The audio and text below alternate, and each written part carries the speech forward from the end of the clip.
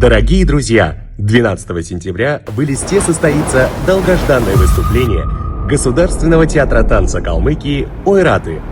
Большая концертная программа и друг степей калмык – это яркое и красочное хореографическое действие, где зрители смогут увидеть не только уникальные калмыцкие танцы, традиционные костюмы, но и национальные мелодии.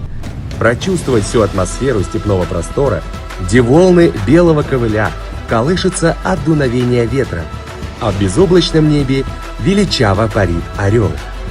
Концерт пройдет в 2 отделениях. Билеты можно приобрести в кассе филармонии и на сайте театра. Действует пушкинская карта.